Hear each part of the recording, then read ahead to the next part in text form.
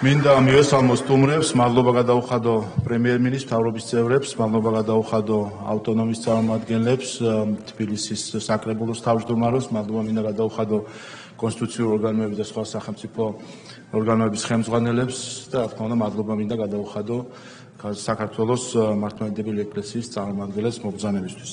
დღეს ჩვენ სხვადასხვა საკითხები გვაქვს, თუმცა პირველი საკითხი არის პარლამენტის თავმჯდომარის მოხსენება პარლამენტის საქმიანობასთან დაკავშირებით, რომელსაც მე წარმოგიდგენთ, ამიტომ ვთხოვ პარლამენტის თავმჯდომარის პირველ მოადგილეს ბატონ გიაბორსკის ჩამონაცვლას ხმობის წაყვანაში.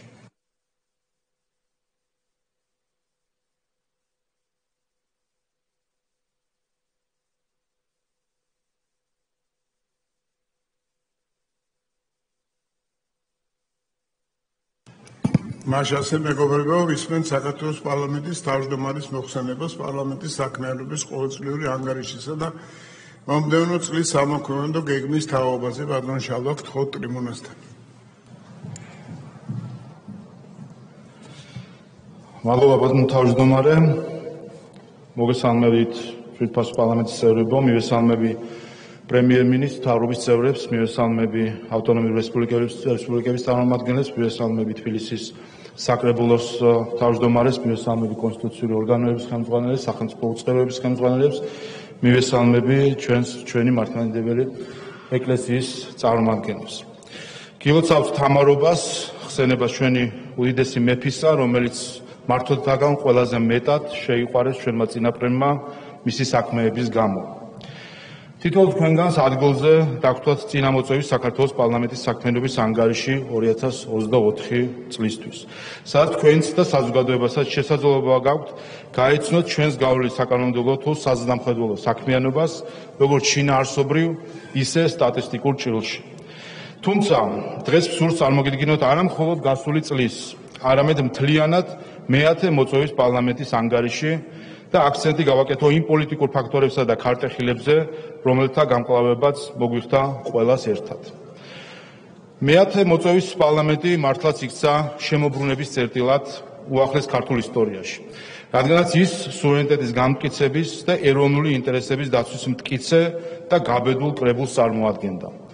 ამ კრებულის თითოეული ყოფილი თუ მოქმედი წევრი უნდა ამაყობდეს საქართველოს დაცვასა და წინსვლაში შეტანილი წვლილით. მეათე მოწვევის პარლამენტის მიერ განვლილი 4 წელი ახსოვსე იყო წინააღმდეგობებით, უცხო გავლენებითა და შიდა საქმეებში ჩარევით, დესტრუქციული ჯგუფების მიერ სახელმწიფო საფუძვლებზე რყევით, ინტერეს ჯგუფების მიერ პოლიტიკური ფრონტის გახსნით, ღალატით, დივერსიით და მტრისა თუ მოყურის მიერ დაგებული ხაფანგებით. თუმცა ყველაზე მეტად სწორედ ამ რთულ დროს გამოჩნდა ქართველი ხალხის ერთგულება, სიბრძე და ნდობა. ამიტომაც იქცა განვლილი პერიოდი შემოbrunების წერტილად. თუ კი რაიმე გასდევდა წითელ ხაზად წინამოწვევის პარლამენტის საქმიანობას, ეს იყო ქვეყნის განვითარების ჩარხის უკუღმა დატრიალების, არეულობის დათესვის და რევოლუციების მცდელობების კასკადი, რომლითაც ჩვენი საზოგადოების დაზიანება განიზრახეს. თუმცა შედეგად უფრო გამოწრთობილი, თავდაჯერებული და დაბრძენებული საზოგადოება მიიღეს. იმისთვის რომ გავიაზროთ თუ როგორ შევძლებთ ეს, უნდა გავიხსენოთ თუ რა გამოიარეთ ჩვენ საზოგადოებასთან ერთად. რევოლუცია, მცდელობა ნომერი 1, პარტიების რევოლუცია. ყველაფერი დაიწყო 2020 წლის წინასაარჩევნო კამპანიისას, როდესაც ქართული ოცნება ღიად და პირდაპირ იღებდა მინიშნებებს, რომ მიუხედავად საარჩევნო შედეგისა თუ ხალხის ნებისა, უნდა დაეთმო ხელისუფლება. თქვენ გახსოვთ 2 ვადის ამოწურვის შესახებ კამპანია, უცხო ქვეყნების ელჩების დემოკრატიის გაკვეთილები კოალიციური მმართველობის სიკეთეებზე და მსგავსი მინიშნებები. 2020 წლის 31 ოქტომბრის არჩევნებში ქართულმა ოცნებამ დამაჯერებელი გამარჯვება მოიპოვა, რომელსაც ნაცმოძრაობის ირგვლივ კონსოლიდირებულმა ოპოზიციამ ტრადიციულად გაყალბებული უწოდა. ჩვენ ვიხილეთ რამდენიმე კვირიანი კამპანია, დემონსტრაციები და ცესკოსთან გამართული პროტესტი, რომელიც NGO სამართლიანი არჩევნების გაყალბებულ პარალელურ დათვლის შედეგებს ეფუძნებოდა. მეათე მოწვევის პარლამენტი 2020 წლის 11 დეკემბერს შეიკრიბა და დაანონსა, რომ შექმნიდა საგამოძიებო კომისიას, რომელიც სხვა საკითხებთან ერთად პარალელური დათვლის შედეგების გაყალბების საკითხსაც შეისწავლიდა. იმავე დღეს საპარლამენტო გამოძიებით შეშინებულ სამართლიან არჩევნებს საკუთარი ტყუილის საჯაროდ აღიარება მოუწია. მოგვიანებით კი სხვა აღიარებაც მოვისმინეთ, რომ ყალბი შედეგების გავრცელებაში სამართლიანი არჩევნების დონორი ამერიკის შეერთებული შტატების განვითარების სააგენტოს USAID იყო ჩართული.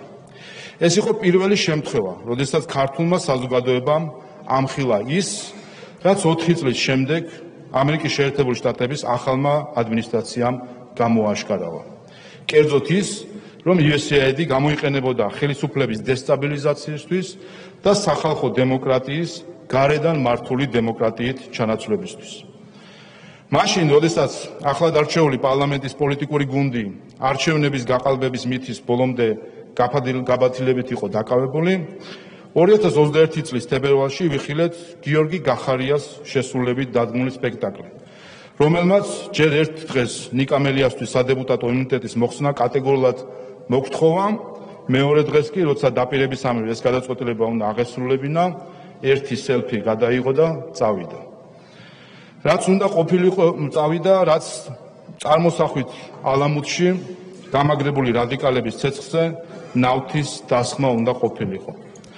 იმ დროისთვის თითქოს ამ მოუხსნელ ნაბიჯზე პასუხი საზოგადოებამ სულ ახლახან საგამოძიებო კომისიის მიერ მისი გამოკითხვის შედეგად მიიღო, როდესაც მას ტყუილის რამდენიმე მცდელობის შემდეგ მოუწია ეღიარებინა, რომ სახელმწიფოს ამომრჩეველს პოლიტიკურ გუნდს უღალატა და ეს გალატის აქტი ჩაიდინა ხელისუფლების ჩამოშლის მიზნით ერთ-ერთ ელჩთან შეთანხმებით.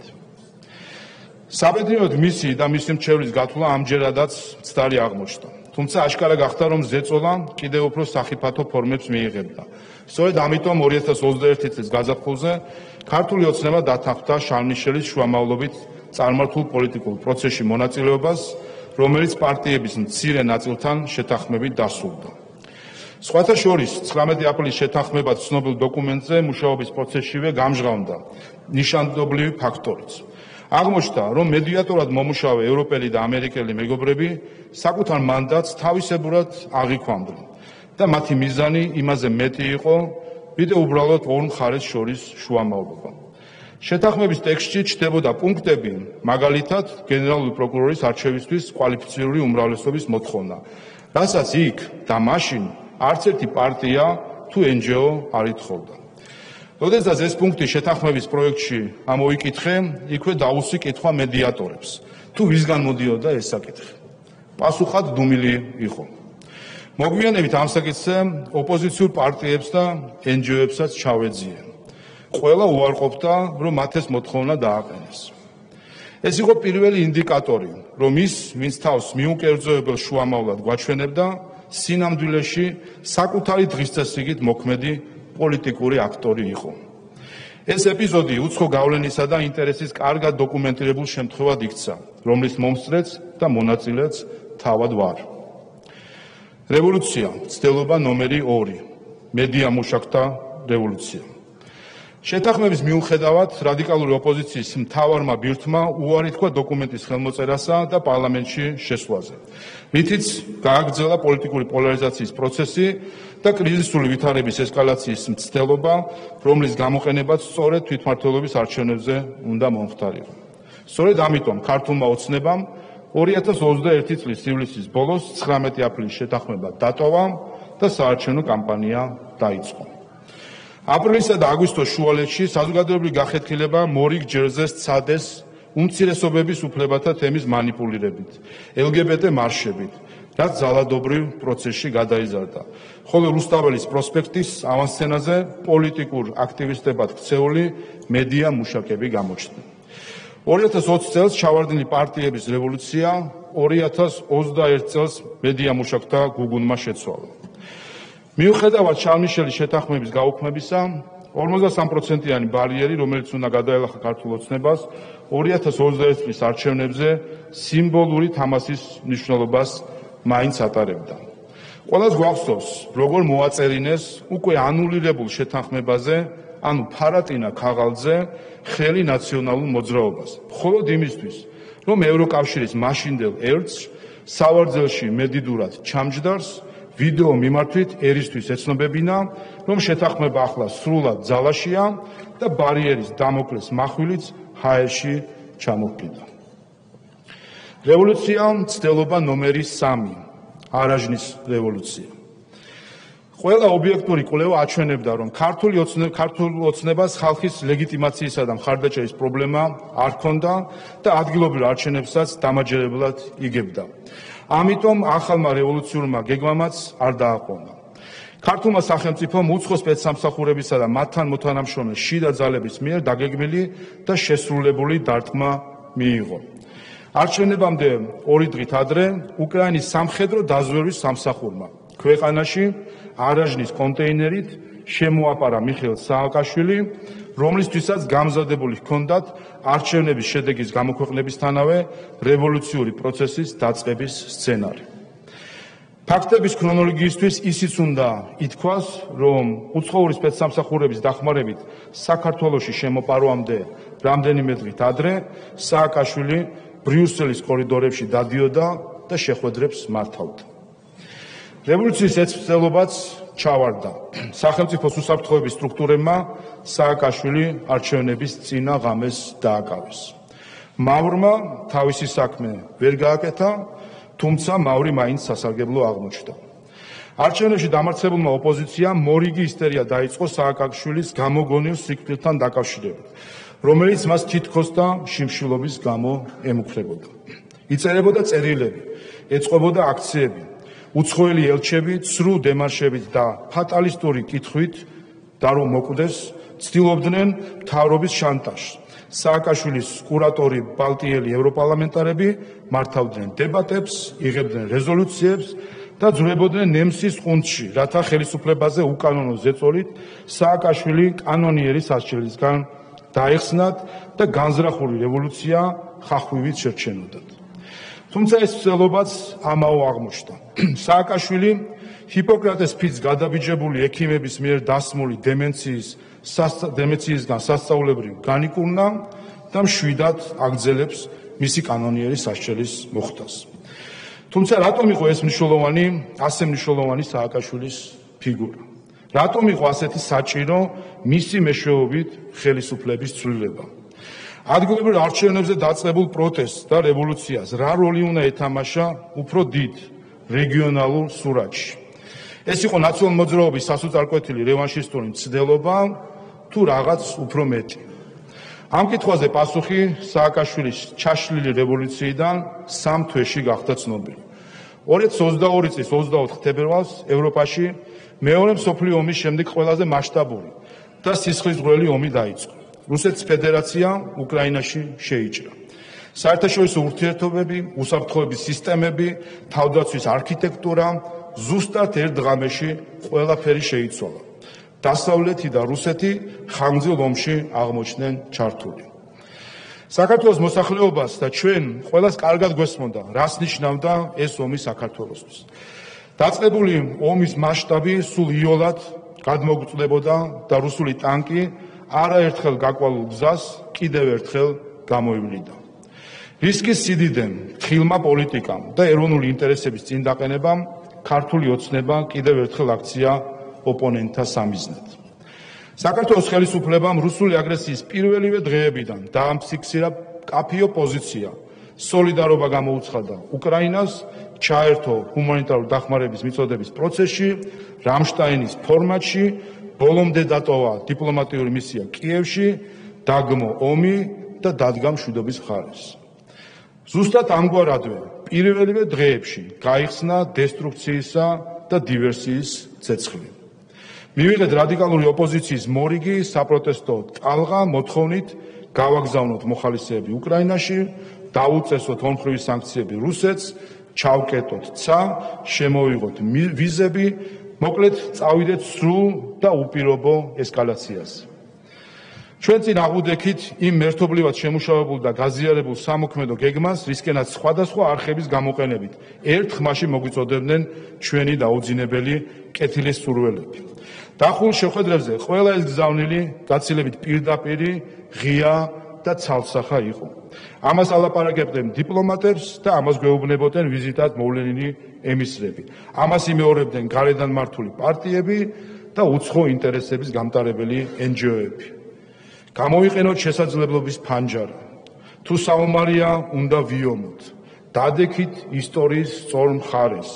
ბომბების ცეცხლის ჯობს სირცხვილისგან წვალს. მერე რა თუ ომი დაიწყება, რუსეთი სრულად მაინც ვერ გაგაკონტროლებთ. იცვლებოდნენ გზავნილის გამხმარებლები, თუმცა არ იცვლებოდა მთავარი გზავნილი, რომელიც თითქოს ერთი სახელმძღვანელოდან იყო ამოკითხული. საქართველოში მეორე ფრონტი უნდა გახსნილიყო. ხომ დაუჯერებელია დღეს ამ გზავნილების მოსმენა. ჩვენს ოპონენტებს ხომ ასევე არ ჯეროდათ, როდესაც საქართველოს პრემიერ-მინისტრი და ქართული ოცნების საპატიო თავმჯდომარე იდენტურ ამბებს ყვებოდნენ საქართველოს მთავრობაზე ზეწოლის შესახებ. ეს მოწოდებები პირდაპირ იყო მიმართული საქართველოში მოვლენათა ისეთი განვითარებისკენ, რომელსაც საბოლოო ჯამში სამხედრო ავანტიურა და მეორე ფრონტის გახსნა უნდა მოეტანა. თუმცა ეს არ გამოვიდა საქართველოში და ამიტომ ამ გეგმას მოგონილი დაარქვეს. კი, მაგრამ არ გაიხსნა მეორე ფრონტი რუსეთ-უკრაინის ომში? არ ვნახეთ ეს ფაქტი? აბა გავიხსენოთ კურსკის ოპერაცია, როდესაც უკრაინამ რუსეთის ფედერაციის ტერიტორიის ნაწილი დაიკავა ზუსტად იმ მიზნით, რომ რუსული ძალების გადასვლა მომხდარიყო ძირითადი ფრონტიდან მოშორებით და ამით შემსუბუქებულიყო სამხედრო ზეწოლა. შევხედოთ კურსკის ოპერაციის მასშტაბს. 15,000 ჯარისკაცი უკრაინის მხრიდან, 60,000 ჯარისკაცი რუსეთის მხრიდან და გავიხსენოთ 2008 წლის ომის მონაცემები. მასშტაბი 1:1-ია. სწორედ ეს კურსკი უნდა მომხდარიყო საქართველოში, რომელიც ბევრად უკეთესი პოლიგონი იქნებოდა პოლიტიკური მიზნების თვალსაზრისით. კიდევ ერთი მსხვერპლის სახელმწიფო, კიდევ ბევრი მგლოვიარე ქალი და წრემლიანი ბავშვი, რაც დამატებითი წნეხი იქნებოდა სამხედრო დახმარებაზე მოყოყმანე ქვეყნებისთვის. ახლა კი დავფიქრდეთ, რა მოხდებოდა არაჟნის რევოლუციის გეგმა რომ განხორციელებულიყო და მომს ხელისუფლებაში ის ეგრეთ წოდებული გულწრფელი მოქალაქეები დახვედროდნენ, ვინც უკრაინაში დაწყებული ომის პარალელურად უკრაინულ დროშაში გახვეულები რუსთაველიდან მეომრების გაგზავნას, ცის ჩაკეტვას და სანქციების დაწესებას მოითხოვდნენ. ხომ შევიდნოდნენ იმ ესკალაციის სპირალში, რომლის ბოლოშიც გარანტირებულად ომია. ხომ მოხდებოდა აქ კურსკი, ხომ იქნებოდა აქ მეორე ფრონტი. ეს სცენარი ავარიდე ჩვენს ქვეყანას და სწორედ მე-10 მოწვევის პარლამენტი ჩადგა ამ პოლიტიკური თავდაცვის ღონისძიების ავანგარდში. რევოლუცია, მცდელობა ნომერი 4, NGO-ების რევოლუცია. ჯერ კიდევ პირველი იერიშების მოგერიების რეჟიმში მყოფმა უკრაინამ 2022 წლის 28 თებერვალს ევროკავშირის წევრობაზე განაცხადი შეიტანა. მის მაგალითს შექმნილ ვითარებაში მოლდოვამ და საქართველომაც მივბაძეთ. 23 ივნისს უკრაინას და მოლდოვას ევროკომისიამ წევრობის სტატუსი, კანდიდატობის სტატუსი მიანიჭა, საქართველო კი, რომელიც ყველა პარამეტრით ორივე ქვეყანას უსწრებდა და დღემდე უსწრებს, უსტატუსოდ დატოვა. ერთადერთი შედეგი, რაც ამ პოლიტიკურად მოტივირებულმა გადაწყვეტილებამ მოიტანა, ეროვნული ინტერესების საპირისპიროდ და საომარი დღის წესრიგის სასარგებლოდ რადიკალური მოძრაობის წახალისება იყო. პარტიების და მედიების წარუმატებელი რევოლუციის შემდეგ რუსთაველის სცენა ამჯერად NGO-მა დაიკავეს და მორიგი რევოლუციური სცენარიც ამუშავდა. წინა პლანზე გამოვიდნენ ძალები, რომელთა შესახებაც ევროკავშირის წევრობის კანდიდატის სტატუსის მოთხოვნებში ეწერა, რომ ხელისუფლების ყველა დონეზე გადაწყვეტილების მიღების პროცესში უნდა ყოფილიყვნენ ჩართულები და ყველაფერი მათი მონაწილეობითა თუ შეფასებით უნდა გაკეთებულიყო. მათაც ამ წახეზებით გათამამებულებმა არ დააყოვნეს და მოითხოვეს პარლამენტმა გადააყენოს მთავრობა, ხოლო ახალი მთავრობა დაკომპლექტდეს NGO-ების მონაწილეობით, სადაც მათ ვეტოს უფლება ექნებოდათ. NGO-ები, რომლებიც ტრადიციულად მხოლოდ დონორების კეთილგანწყობაზე ფიქრობენ და ხალხთან კონტაქტი არ აქვთ, რა თქმა უნდა, აქაც აცდნენ საზოგადოების განწყობას და რევოლუციის ეს მცდელობაც ჩაიშალა. თუმცა უცხოეთიდან დაფინანსებული ორგანიზაციების ხელისუფლებისთვის ბრძოლის სცენაზე აყვანა, დონორებისთვის ჩვენნაირად გახსნილი ქვეყნისთვისაც კი უკვე მეტისმეტი იყო. არაერთ შეხვედრაზე ქვეყნის შიგნით თუ გარეთ ჩვენ საუბრობდით იმაზე, რომ სხვა ქვეყანაში ფულის ხარჯვა მხოლოდ ბუღალტერია არ არის და დონორებმა მათი დაფინანსებული NGO-ების ქმედებებზე პასუხისმგებლობა უნდა იგრძნონ. ამისთვის ყველაზე მარტივი გზა კი დაფინანსების გამჭვირვალობასა და ქართველი ხალხის წინაშე ანგარიშვალდებულებაში იყო. თუმცა პასუხად ყრუ კედელს ვაწყდებოდით. დონორები კონცენტრირებული იყვნენ საკუთარ გეგმებზე, ქართველი ხალხის წუხილი კი მათთვის მეორე ხარისხოვანი აღმოჩნდა. რევოლუცია, ცდელობა ნომერი 5, დონორების რევოლუცია. დონორების მხრიდან ფულის ხარჯვის შედეგებზე პასუხისმგებლობის თავიდან არიდების ფონზე ერთადერთ გზად დარჩა ამ საკითხის საკანონმდებლო რეგულაცია. 2023 წლის გაზაფხულიდან პარლამენტმა დაიწყო საკანონმდებლო პროცესი, რომლის მიზანიც ქართული პოლიტიკის ჩრდილოვანი დაფინანსების გასაჯაროებაა. არ შეიძლება რომელიმე სახელმწიფო მილიონობით დოლარის ხარჯვით გავლენას ახდენდეს უცხო საზოგადოების ცხოვრებაზე და უმალავდეს ამ საზოგადოებას თუ რას და რისთვის ხარჯავს. სხვა სახელმწიფოს მიმართ ამგვარი მეორეობითი დამოკიდებულება, მესამე სამყაროს და ბანანის რესპუბლიკის კატეგორიებით აზროვნება მე-20 საუკუნეს ჩაბარდა. გამჭვირვალობის შესახებ კანონმა და მის გარშემო აგორებულმა მოვლენებმა ლაკმუსის ქაღალდის როლი შეასრულა. 2023 წელს რევოლუციური მოძრაობის ესტაფეტა პირდაპირ უცხოელმა პოლიტიკოსებმა და დონორებმა ჩაიბარეს და წინა პლანზე გადმოინაცვლეს. სწორედ ამიტომ შეარქვა ერთ-ერთმა ელჩმა პირველმა გამჭვირვალობის ქართულ კანონს რუსული. სწორედ ამიტომ შეგვირაცხეს გმირად ადამიანი, რომელმაც სხვა ადამიანის მოლოტოვის კოქტეილით დაწვას სცადა. სწორედ ამიტომ დაარქვეს ქვის სროლას მშვიდობა, ხოლო ქვის მსროლელის დაკავებას ომი. მაგრამ როგორც მოლოტოვის კოქტეილია უცხო და მიუღებელი ჩვენი საზოგადოებისთვის, ისევე უცხო და მიუღებელია ჩვენი ქვეყნის ბედის უცხო კურატორებისთვის გადაბარება. ჩვენ პროცესში შევანელეთ და ამიტომ რევოლუციის შესაძლებლობაც ჩავარდა. 2023 წელს ყველა ის უცხო თუ შიდა აქტორი, რომელიც საქართველოში საპარლამენტო არჩევნებზე ზემოქმედებას მოახდენდა, გამოვლენილი და გამოაშკარავებული იყო. სწორედ ამიტომ 2024 წელს ჩვენ გავიარეთ საარჩევნო კამპანია უპრეცედენტო უცხოური ჩარევის ფონზე. ჩვენ გვითხრეს, რომ ეს იქნებოდა ფინალური ბრძოლა. ყველა ერთის წინააღმდეგ. ეს იქნებოდა რეფერენდუმი. კოლექტიური ნაცმოძრაობა, მსხვილი თუ წვრილი NGO-ები, აქტივისტი მედია მუშაკები, დესტრუქციული პარტიული მედია არხები, ტრენინგ-გავლილი მზა დემონსტრანტები, უცხოელი დონორები და დიპლომატები, ყველა ერთად წარმოდგნენ რეფერენდუმად მონათლულ არჩევნებზე. მიმავალი და ყალგასული პრეზიდენტით სათავეში. ცალფეხზე დგომის უცხო ინტერესების შესატყვისი ევროპერსპექტივის ქაღალდში შეფუთული დღესასწაული დაუპირისპირდა ნამდვილ ქართულ ეროვნულ ინტერესებზე აგებულ მშვიდობისა და კეთილდღეობის დღესასწაულს, რომელსაც ქართული ოცნება განასახიერებდა. საბედნიეროდ ისტორიის გაკვეთილებსა და ღრმა ცივილიზაციური მეხსიერების მქონე ქართველმა ერმა ამომრჩეველთა სრულმა უმრავლესობამ ზუსტად დაინახა თუ სად იყო ჭეშმარიტება, სიმართლე და ქვეყნის ნამდვილი ინტერესი. დაინახა და სწორი არჩევანიც გააკეთა. ძალა ერთობაშია, სიკეთე ამთლიანებს, ბოროტება კი ხობს. ისტორიულად საქართველოს დამარცხების ფორმულა სწორედ ეს იყო, ჩვენი დაქუცმაცება და გათვითმკაცება. ეს პოლარიზაცია ამჯერადაც უცხოეთმა მოგვახვია თავს. მათი კანვასური თუ USAID-ური პროპაგანდა, სიძულვილი თუ დაკანონებული ძალადობა ლამისამ მთლიანად ევროკავშირთან გაიგივდეს. ხოლო ამ ტრაგიკულ მოცემულობაში სწორედ ევროკავშირის ქვეყნის ზოგიერთ პოლიტიკოსსა და დიპლომატს მიუძღვნის პირდაპირი წვლილი. მივიღეთ პარადოქსი, რომ დღეს ქუჩაში ძალადობა ევროკავშირის დროშაში გახვეული დადის. ასეთ ვიდარებაში გამარჯვების ფორმულაა ერთობა, სიმტკიცე და რწმენა. შენი ქვეყნის, შენი ხალხის, შენი ისტორიის და ჩვენს გადამწყვეტი ბრძოლა მოვიგეთ.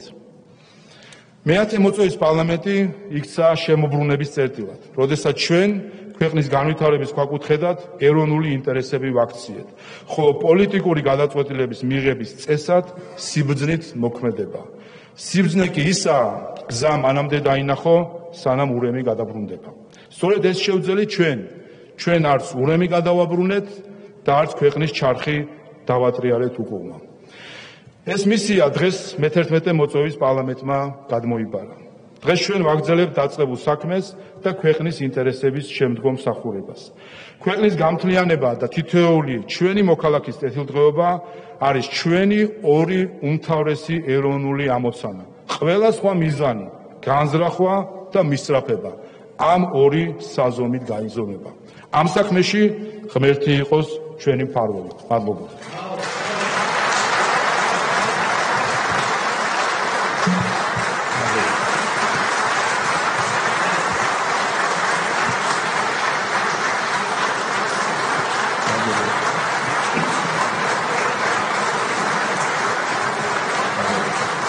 დიდი მადლობა ბატონ შალვა, როგორც მოგეხსენებათ, პირველი მოსმენის რეჟიმით განიხილება, მოხსენება, აქედან გამომდინარე შეკითხვები თუ გაქვთ ამასთან დაკავშირებით, ამ მოხსენებასთან დაკავშირებით, ან გამოსვლის სურვილები თუ არიან ოპოზიციიდან, უმრავლესობიდან, ბატონი შალვა ხო არ დაამატებდით რამეს?